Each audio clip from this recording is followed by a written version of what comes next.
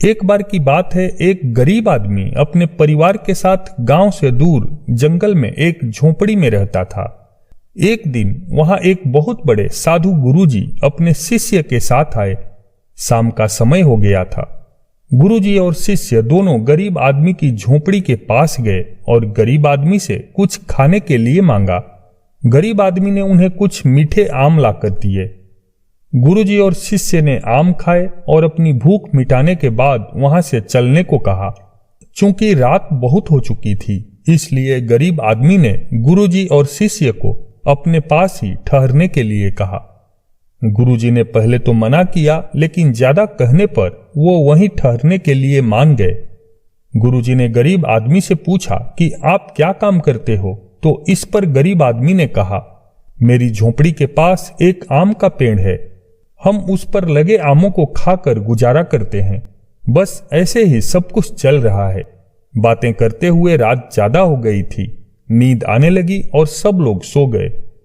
रात में गुरुजी की आंखें खुली।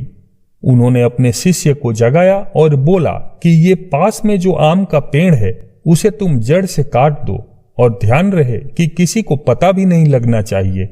शिष्य बोला, गुरुजी, इस आदमी ने आपको खाना खिलाया, आपको यहां रुकने के लिए कहा और आप उस पेड़ को कटवाना चाहते हो जिससे उसका जीवन चल रहा है। आप ये ठीक नहीं कर रहे हैं। ये किसी के पेट पर लात मारने से कम नहीं है।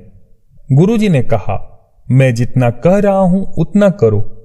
शिष्य ने सोचा, चलो गुरुजी कह रहे हैं तो ठीक है, और आम के पेड़ को काटकर दोनों बिना बताए वहां से चले गए। जाते समय रास्ते में शिष्य ने पूछ ही लिया कि गुरुजी, आपने उस गरीब आदमी जो बड़ा सीधा साधा भोला इंसान था उसके साथ ऐसा क्यों किया? बल्कि आपको उसे कुछ अच्छा ज्ञान देना चाहिए था जिसे वह अपने जीवन में उपयोग करके जीवन को और बेहतर बना सके।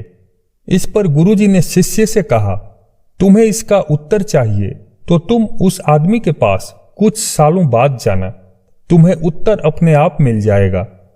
अब शिष्य और गुरुजी अपने कार्य में लग गए। कई साल बीत गए, लेकिन शिष्य को अपने गुरुजी की बात अभी भी याद थी और उसे जानने के लिए उत्सुक भी था। शिष्य अपने गुरु से आज्ञा लेकर उस गरीब आदमी का हाल देखने के लिए चल दिया जिसका आम का पेड़ गुरुजी ने कटवा दिया था। शिष्य उसी जगह पहुंच गया और वो पुरानी झोपड़ी को खोजने लगा, लेकिन वहां कोई झोपड़ी नहीं मिली। शिष्य मन ही मन सोचने लगा कि गुरुजी ने उस आदमी के साथ बहुत गलत किया। भूखा मर गया होगा बेचारा, या कहीं और चला गया होगा। आसपास देखा तो वहां एक अच्छा सा मकान बना हुआ था। शिष्य ने सोचा कि चलो इस मकान में कोई तो होगा, उसी से उस गरीब आदमी के बारे में पूछ लेता हूं। आवाज लगाई तो अंदर से एक आदमी आया। उसे देखते ही शिष्य चौंक गया, क्योंकि जो अंदर से आया वो वही आदमी था जो बहुत पहले गरीब हुआ करता था। शिष्य ने भी अपना परिचय दिया और कहा कि मैं अपने गुरुजी के साथ पहले भी यहां आया था, जो एक रात आपकी झोपड़ी में रुके थे। उस आदमी को भी याद आ गया। वह शिष्य को अंदर ले गया। शिष्य ने कहा कि आप तो पहले एक पुरानी झोपड़ी में रहते थे। आपका केवल एक आम का पेड़ था जिसके आम खाकर आप गुजारा कर रहे थे। ये इतना अच्छा मकान, ये गाड़ी, आपने ये सब कैसे किया?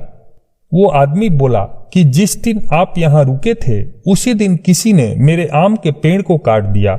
मैं बहुत परेशान हुआ, लेकिन कुछ न होने के कारण पहले तो मेरे समझ में कुछ नहीं आया।